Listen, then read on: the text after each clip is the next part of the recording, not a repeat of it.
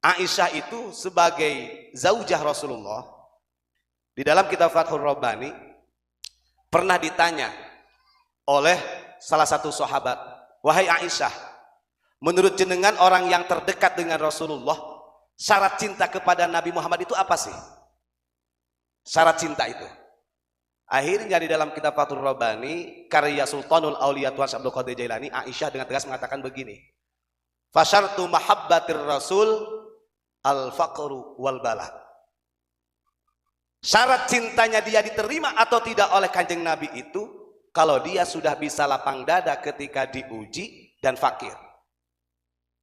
Jangan kira orang yang mendekat kepada Allah dan Rasul itu hidupnya lempeng aja, dunianya enak terus. Al-faqru wal bala. Ujian, kefakiran akan menimpa. Kira-kira masih mau lanjut cinta kepada Rasul? Gak takut ujian? Gak takut dengan kefakiran? Itu orang terdekat kanjeng Nabi yang mengatakan.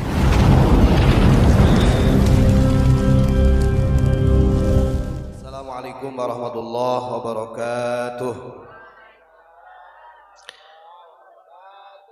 Hamdan syukranillah, nahmaduhu wa nasta'inuhu wa nastaghfiruh wa na'udzu billahi min syururi anfusina wa min sayyiati a'malina, may yahdihillahu fala mudhillalah wa may yudlilhu fala hadiyalah. Amma ba'd.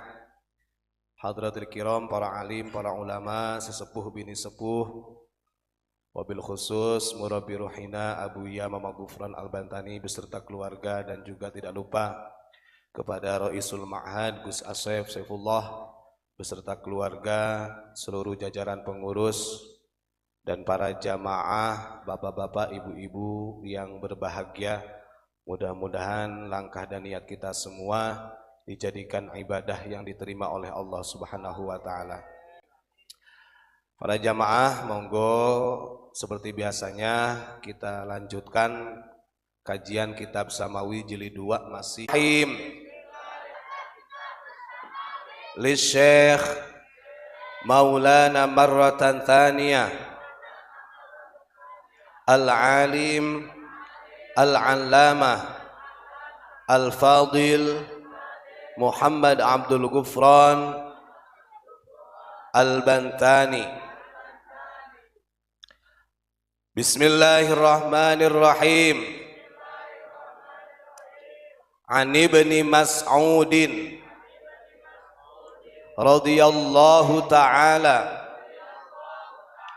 anhu anin nabiyyi sallallahu alaihi wasallam annahu qala inna awlan nasi bi yaumal qiyamati aktsaruhum alayya as-salata, yang artinya dari Ibnu Mas'ud radhiyallahu an, dari Nabi Muhammad sallallahu alaihi wasallam, beliau bersabda, sesungguhnya lebih utama-utamanya manusia denganku di hari kiamat adalah orang yang memperbanyak membaca sholawat atasku. Nah, ini lanjutan dari yang kemarin. Saya ulangi ya. Jadi kalau di dalam kaifiyah zikir thariqah qadiriyah naqsyabandiyah itu kita ulang-ulang, ada yang namanya zikir ismuzat. Ismuzat itu yang sudah kita baca tadi, zikir Allah di dalam hati. Kemudian ada zikir nafi isbat. Zikir nafi isbat itu adalah zikir la ilaha illallah. Nah, itu udah mulai hafal ini santri-santri. Yang ketiga ada zikir namanya ismul mahbub. Ismul mahbub itu menyebut orang-orang yang dicintai Allah. yakni diantaranya itu adalah sholawat. Karena sholawat ini secara tidak langsung kita menyebut baginda Rasulullah Shallallahu Alaihi Wasallam.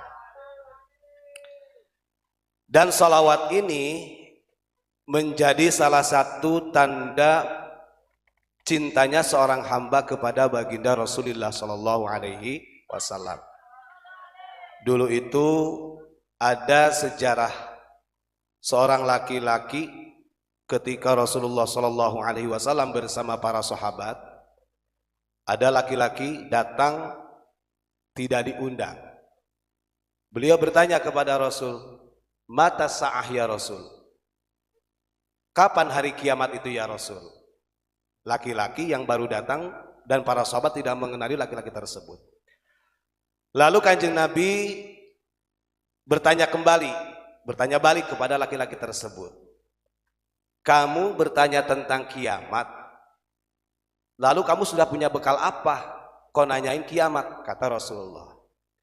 Laki-laki tersebut mengatakan, "Hubbuka ya Rasul." Bekal saya itu cuma satu, hanya mencintai jenengan, kata laki-laki tersebut. Fatabassama Rasulullah Shallallahu Alaihi Wasallam.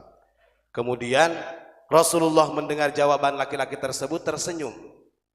Artinya tidak ngomong, tersenyum yang seakan-akan membenarkan jawaban daripada laki-laki tersebut. Karena di sekitar laki-laki tersebut banyak para sahabat, termasuk ada Sayyidina Umar, Abu Bakar, Ali dan lain sebagainya. Akhirnya Sayyidina Abu Bakar berdiri, artinya demo kepada Rasul, bertanya dengan tegas, "Ya Rasul, apakah benar jenengan ditanya sama laki-laki tadi, ketika seseorang ingin selamat itu hanya bermodalkan cinta kepada jenengan?" Karena Rasulullah fatabassama, senyumnya Rasulullah itu seakan-akan membela laki-laki tersebut. Akhirnya karena Abu Bakar sudah berdiri, karena kan logikanya begini, kok enak benernya ini orang baru datang ingin selamat di akhirat nanti hanya bermodalkan cinta kepada Rasul, sementara para sahabat lainnya berjuang tek-tek bengek begitu loh, berjuangnya dari dulu lah, perang dan lain sebagainya. Kemudian ketika Rasulullah ditanya oleh Abu Bakar, muncullah hadis ini, "Man ahabbani kana ma'i fil jannah." Kata Rasulullah, barang siapa yang mencintaiku, maka barang tentu dia akan masuk surga bersamaku. Nah, ketika Abu Bakar mendengar jawaban dari Rasulullah langsung joget. Abu Bakar ini langsung joget saking girangnya. Mau gak girang gimana Abu Bakar? Wong dia orang pertama yang mencintai Rasul, orang yang pertama kali beriman kepada Rasul. Saking senangnya, berjuangnya sudah, cintanya juga kuat kepada Rasulullah. Sambil joget. Nah, ini nanti akan menjadi asal usulnya tari sufi. Jadi tari sufi itu awal mulanya dari Abu Bakar yang saking senang mendengar jawaban Rasulullah, joget. Dan jogetnya itu muternya itu dari kanan ke kiri. Bahkan di dalam riwayat hadis itu digambarkan saking kencangnya muter Abu Bakar, itu jubahnya itu ngangkat ke atas. Makanya ini dijadikanlah oleh Syekh Jalaluddin Arumi menjadi tari sufi. Jadi tari sufi itu dari kanan ke kiri, kayak tawaf, bukan kiri ke kanan. Kalau ada orang mengatakan saya mau tari sufi kemudian muternya ke kanan, itu bukan tari sufi. Susah pikiran itu namanya. Itu sumbernya. Jadi Syekh Jalaluddin Arumi itu beliau mengadopsi dari apa yang pernah terjadi di zaman Rasulullah. Jadi orang pertama kali yang joget muter menjadi tari sufi itu adalah Sayyidina Abu Bakar. Karena saking senangnya cinta kepada Rasulullah. Setelah itu mendapat jawaban, "Man ahabbani kana ma'i fil jannah." Barang siapa yang mencintaiku, kata Rasul, maka dia akan masuk surga bersamaku. Alhamdulillah. Nah, insya Allah kita juga akan di surga bersama Rasulullah. Hanya bermodalkan tapi nanti dulu. Kalau jamaah unik jangan hanya cinta saja kepada Rasul, karena ada syaratnya. Aisyah itu sebagai zaujah Rasulullah, di dalam kitab Fathur Rabbani pernah ditanya oleh salah satu sahabat, "Wahai Aisyah, menurut jenengan orang yang terdekat dengan Rasulullah, syarat cinta kepada Nabi Muhammad itu apa sih?" Syarat cinta itu. Akhirnya di dalam kitab Fathur Rabbani karya Sultanul Auliya Tuan Syekh Abdul Qadir Jailani, Aisyah dengan tegas mengatakan begini, fasyartu mahabbatir rasul al-faqru wal bala. Syarat cintanya dia diterima atau tidak oleh kanjeng Nabi itu kalau dia sudah bisa lapang dada ketika diuji dan fakir. Jangan kira orang yang mendekat kepada Allah dan Rasul itu hidupnya lempeng aja, dunianya enak terus. Al-faqru wal bala. Ujian, kefakiran akan menimpa. Kira-kira masih mau lanjut cinta kepada Rasul? Gak takut ujian? Gak takut dengan kefakiran? Itu orang terdekat kanjeng Nabi yang mengatakan. Artinya ketika seorang hanya bermodalkan saya mencintai Rasul, semuanya bisa. Tapi ujian yang ada di bumi ini, al-faqru wal bala, itu menjadi syarat utama cinta kita akan diterima oleh baginda Rasulullah Shallallahu Alaihi Wasallam. Ya mudah saya percaya kalau jamaah-jamaah Samawi bimbingan Abu Yamamah Ghufran, cintanya bukan cinta yang dusta. Cinta yang betul-betul hakiki. Artinya bukan hanya dari mulut sampai tenggorokan, tapi dari ujung rambut sampai ujung kaki betul-betul mahabbah kepada baginda Rasulullah Shallallahu Alaihi Wasallam. Karena kata kanjeng Nabi di dalam kitab Samawi yang dinukil oleh Abu Yamamah Ghufran, inna aulan nasi bi yaumal qiyamah aktsaruhum alayya shalah. Nanti di akhirat orang yang akan selalu bersamaku nanti di akhirat nanti di hari kiamat adalah orang-orang yang paling banyak baca sholawatnya. Maka kita harus berlomba-lomba baca sholawat biar kita bisa bersama baginda Rasulullah Shallallahu Alaihi Wasallam. Karena kanjeng Nabi itu jamul fuad, kanjeng Nabi itu pelipur lara. Di dalam kitab Tabaqatul Kubra karya Syekh Abdul Wahab Asy'arani, kemarin saya buka, memang sengaja saya buka, apa sih sebenarnya sampai hebat begini gitu. Dengan sholawat ini bisa sangat luar biasa. Doa kita tanpa sholawat bisa kembali lagi tertolak.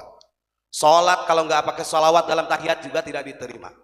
Ternyata Syekh Abdul Wahab Asy'arani itu mencatat di dalam kitab Tabaqatul Kubra yang menukil dari makolahnya Syekh Ala bin Ziyad.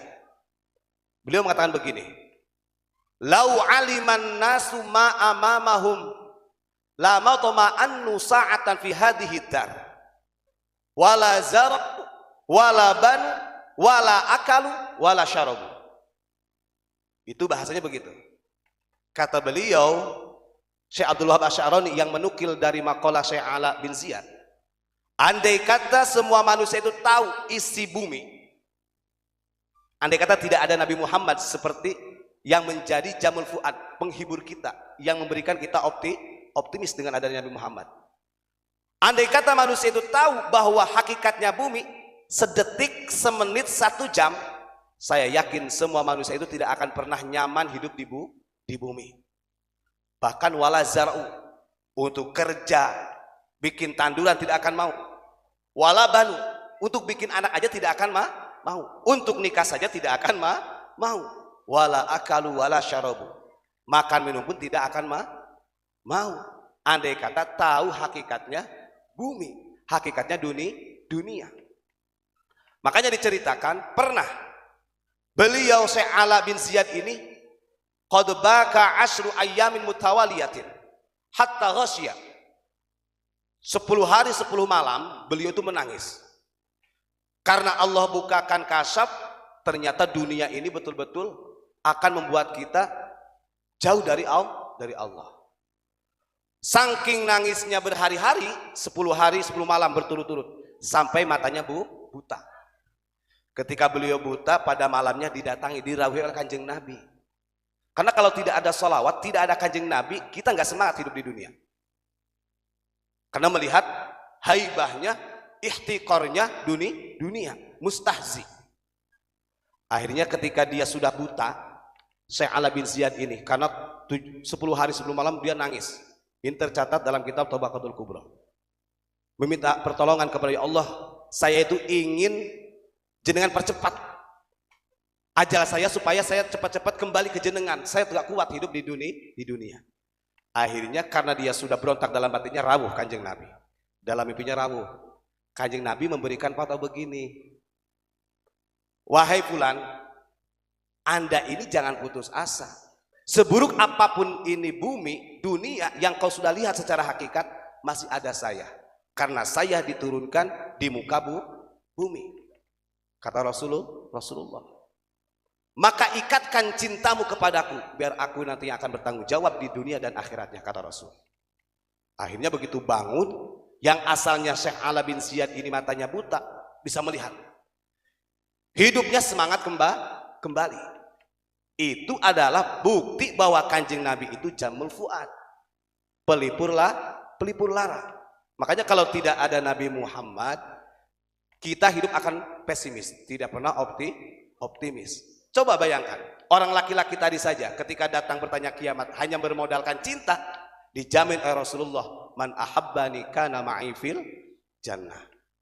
Dengan cinta saja dia akan bersamaku di dalam surganya Allah. Apalagi kalau kita selain baca sholawat, baca istighosah, baca torikohan, kemudian tolabul ilmi, belum ibadah-ibadah yang lainnya. Maka kita yakin kita nanti akan dikumpulkan di surganya Allah Subhanahu wa taala bersama baginda Rasulullah sallallahu alaihi, tetap dengan sebab syafaat dari baginda Rasulullah sallallahu alaihi wasallam. Nah, mungkin itu saja.